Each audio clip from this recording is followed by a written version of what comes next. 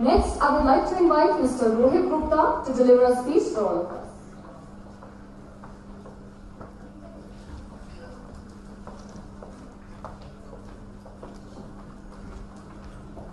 Very good afternoon to all of you. I stand before you as not as Deputy Managing Director NCDC, that's my official designation that I have, but I will be speaking a bit on the new initiative because the topic that has been given to me is building Viksit Bharat through emerging technology and innovation.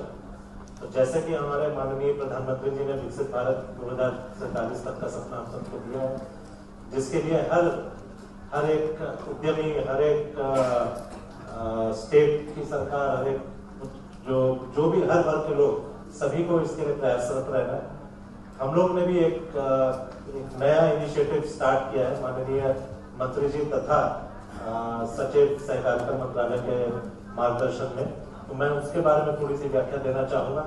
और जो मैं बताना चाह रहा हूँ, हो सकता है अगर कोई मोबिलिटी फील्ड से है या राइड हेलिंग फील्ड से है, उनको तो इसके बारे में पता होगा, बट बाकी आई होप बाकी सबके लिए ये एक इंफॉर्मेशन रहेगा, एक नई प्रस्तुति रहेगी। तो थोड़ा सा मैं स्टार्ट करूंगा। I just tell you something about NCDC. Next, हाँ, अगला स्लाइड बता दो प्लीज।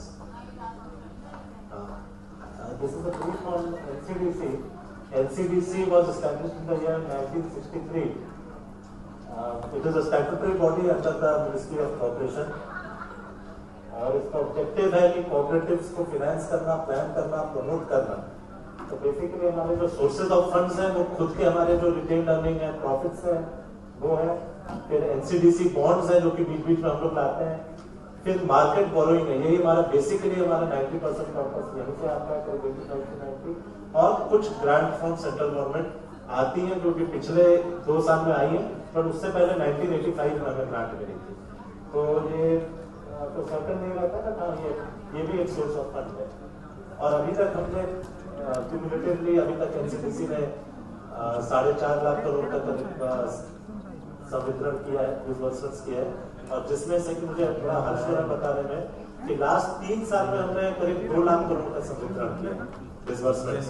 तो बेसिकली जो हमारे ज्यादातर हमारा ग्रोथ हुआ है, ज्यादातर बिजनेस हुआ है, टर्नओवर हुआ है, वो लास्ट 3 से 4 साल में आया है, जो कि मंत्रालय की स्थापना से बेसिकली कोइंसाइड है। और एनसीडीसी ने अभी तक 1963 के बाद से हर वर्ष कुछ न कुछ प्रॉफिट कमाया है। हमारे नेट एनपीए मिल है, जो कभी पिछले साल 99.8%। आप इस ग्राफ में जो मैंने कहा आप वो उसका देख भी सकते हैं। 2020-21 में हमारे जो डिसबर्समेंट की फिगर थी 24,700 करोड़ थी, और वर्ष 2024-25 में ये बढ़कर 95,200 करोड़ हो गई। तो करीब जो चक्रवर्ती growth of rate of growth है वो CAGR it is about 40%।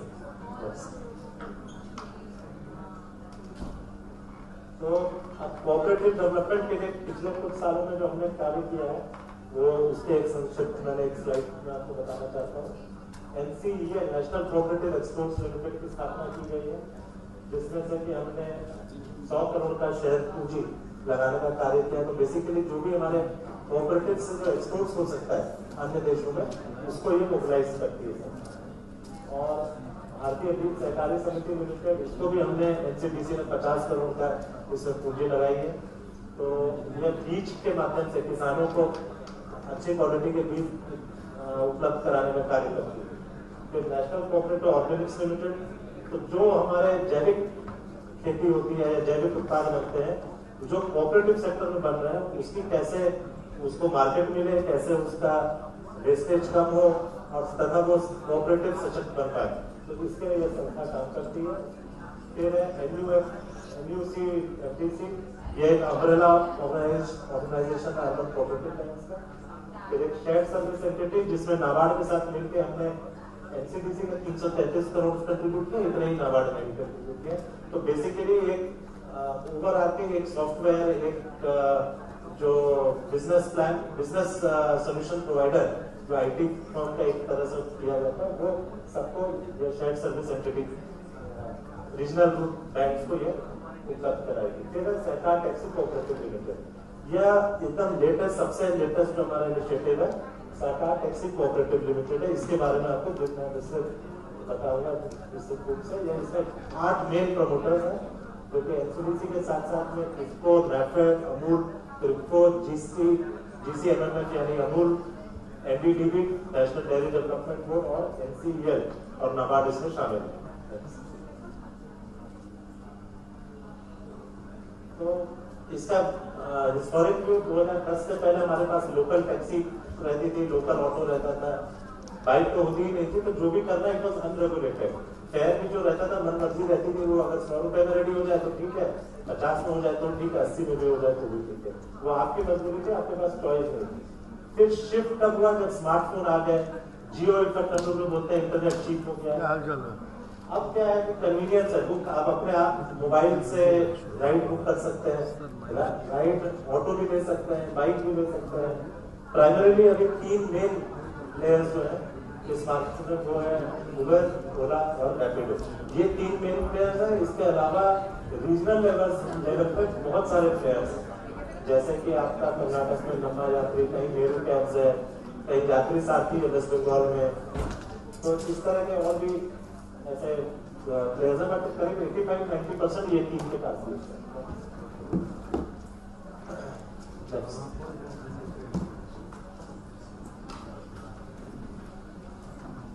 Next slide पे प्लीज।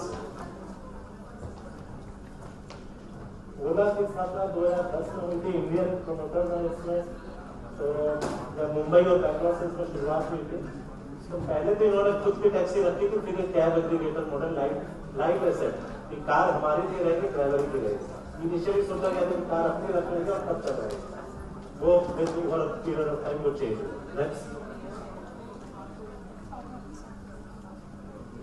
Next please. एक्सपेंशन हुआ। ओला इस वक्त जो है फर्स्ट फेज 2013 तक तो मेजर सिटीज में आया था, बट अभी इस वक्त 250 से ज्यादा सिटीज में है। इसने एक और अच्छा डिसरप्टर इनिशिएटिव लिया था कि इसने कैश पेमेंट स्टार्ट कर दिया था। जब मैं प्री यूपीआई एज की बात कर रहा हूँ, जब यूपीआई उतना पॉपुलर नहीं हुआ था, तो उबेर क्योंकि तब कार्ड लेता था तो उतनी एक्सेप्टेबिलिटी नहीं बन पाई थी। तो ओला ने कैश लेना चालू किया, तो उससे लोगों के क्या इसको कस्टमर और इसने ले पाया, और इसको फिर यूनिकॉर्न बन गया। सॉफ्ट बैंक, टेंसेंट और अदर्स से इसको वेंचर फंडिंग हो गई। उबेर एक ग्लोबल कंपनी है। सैन फ्रांसिस्को 2009 में इसकी स्थापना हुई थी। इंडिया में आई है 2013 में। और आपको बस इंफॉर्मेशन के लिए बता रहा हूँ, 2013 है और आज 2025 है। हर साल यह लॉस में ही रही। तो इन्वेस्टर्स का मोर देन 25,000 करोड़ ये अभी इसमें इन्वेस्ट हो चुका है, जो कि डूब चुका है एक तरह से। बट क्योंकि आप में से कईयों का स्टार्टअप भी है, तो आप भी जानते हैं कि इसमें जरूरी नहीं है कि प्रॉफिट हो, जैसे जोमेटो भी लॉस में चल सकता है, बट आपकी वैल्यूएशन यूनिकॉर्न भी आप बन सकते हो। यूनिकॉर्न पहले जो आया वो यूनिकॉर्न बनने को ऑफलोड कर देगा स्टेट, और फिर जो यूनिकॉर्न में जो आपका शेयर खरीदता है वो आप डेकाकॉर्न बनते हैं, तब वो ऑफलोड कर देगा। तो पैसे सबको मिल जाते हैं। तो it is a win win situation फिलहाल के लिए तो सभी इन्वेस्टर का रहता है। तो इसके भी सिटीज रहे थे 4, जो मेट्रो, बैंगलोर, दिल्ली, मुंबई और हैदराबाद में किया था। इसने इनिशियली कार्ड पेमेंट से ही स्टार्ट किया था और प्रीमियम सिडान्स के पे गया था। ऑटो जो ये गो ऑटो और ओला गो वगैरह पे, उबेर गो तो बाद में आया, जो कि अफोर्डेबल राइड पे आया। तो फिर उसने फिर तुरंत ही देखा कि नहीं ओला के साथ नहीं हो पा रहा, कैश में है, तो कैश पेमेंट से गए। फिर उबेर को जो मारुति आपकी जो रहती थी उसके जैसे आगे उधर जो हैचबैक्स वगैरह जो है उसके आ गए हम लोग। वैगन आर के टाइप की जो हैचबैक्स होती है वो आ गई। फिर हम इनिशियली इसका टॉप मेट्रो सिटीज में ही था, बट अभी ये 100 के ऊपर सिटीज में अभी ये हो गया। दूसरा इसने कस्टमाइज किया कि हिंदी वगैरह पे भी जो लोकल लैंग्वेजेस है उसमें आ गया। नेक्स्ट रैपिडो, इन तीनों को दोनों जो बड़े प्लेयर्स हैं उसमें डिसरप्टर पे आया। तो इसने ज्यादातर अपना मार्केट निश सेगमेंट को टारगेट किया, वो था बाइक हिलिंग सेगमेंट का कोई अगर राजा है इस वक्त तो रैपिडो है। आप में से लोगों ने एक्सपीरियंस भी किया होगा, साउथ से ही स्टार्ट हुआ, बैंगलोर से। बट बाइक टैक्सी में तो उतना नहीं हुआ, इसने कैप्टन का कंसेप्ट लेके बाइक टैक्सी में ये सक्सेसफुल हुआ।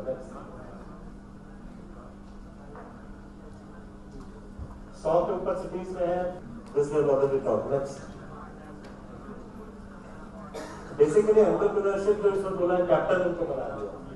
तो ये हमने कुछ उसका एनालिसिस किया। मार्केट का शेयर देख सकते हैं उबर करीब 50% पे है। उबर ने ज्यादा कॉन्सेंट्रेट किया है कैब्स पे, ओला ने कॉन्सेंट्रेट किया है अफोर्डेबल मार्केट पे, अफोर्डेबल फोर व्हीलर पे, और रैपिडो ने ज्यादातर अपना कॉन्सेंट्रेट किया बाइक से। नेक्स्ट, इसमें जो चैलेंजेस आ रहे हैं वो है सेफ्टी कंसर्न, पैसेंजर की सेफ्टी, ड्राइवर की सेफ्टी, दूसरा लाइसेंसिंग और एग्रीगेटर लाइसेंसिंग इश्यूज, जो क्योंकि इन्हें डिफरेंट स्टेट गवर्नमेंट्स में ऑपरेट करना पड़ता है। कई जगह आपने सुना भी होगा कि बाइक टैक्सी को कहीं उतार दिया, कहीं उस पर रेगुलेट किया कि आपने प्रॉपर परमिशन नहीं ली है। ये प्रॉफिटेबिलिटी एक इशू है, पूरे सेगमेंट इतना हाईली कॉम्पिटिटिव है, इतने डिस्काउंट्स देने पड़ते हैं कि all of these companies are running at loss. फिर ड्राइवर रिलेटेड इश्यूज है, ड्राइवर को पता नहीं है कि क्या कमीशन मॉडल है, कब चेंजेस हो रहे हैं, तो बहुत जल्दी जल्दी चेंजेस होते हैं, पैसे आ भी जाते हैं तो उसको पता नहीं लगता है, अनक्लियर है कि ये किस चीज के लिए पैसा वापस आया है, मुझे मेरे इतने चले गए थे, बाद में आगे ये राइड का आया है कि उसका आया। तो he doesn't have any stake, और बिकॉज कमीशन ज्यादा है तो अगर वो 30,000 कमाता है तो उसको, क्योंकि ईएमआई पे अगर व्हीकल लिया है तो वो पेमेंट 30,000 तो हो नहीं सकता है, you will not agree with me. तो उसके लिए उसको ज्यादा वर्किंग आवर्स करना पड़ता है, 12 घंटे 14 घंटे 15 घंटे काम करना पड़ता है। This is leading to stress. Next,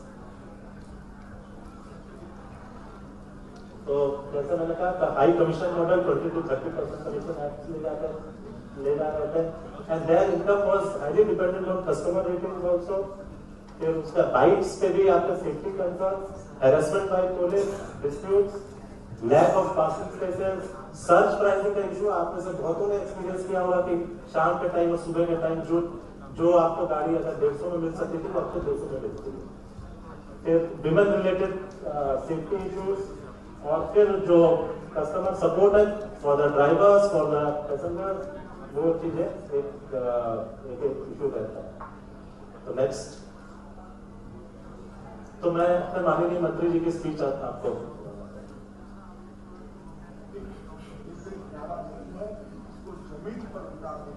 please increase the volume.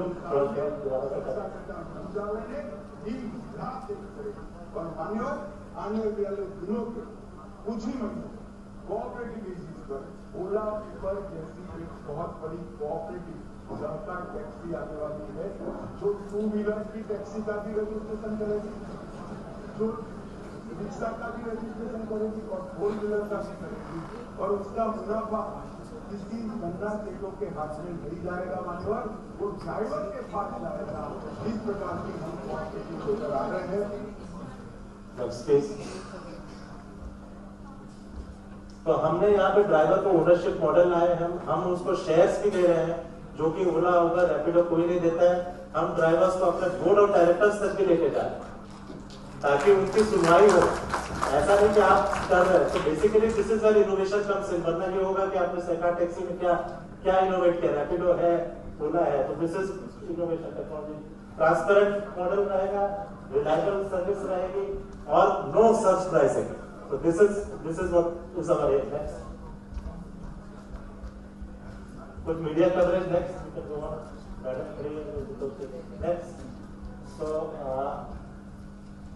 drivers are the owners, fair earnings, transparent pricing, social security. ये हमने दूसरे मंत्रालयों के साथ में टाई अप करके उनको इंश्योरेंस का प्रोवाइड करवाना, हेल्थ इंश्योरेंस करवाना, एक्सीडेंट कवरेज, इवन जो लोन लेते हैं व्हीकल को वो सब्सिडाइज रेट ऑफ इंटरेस्ट में मिल जाए।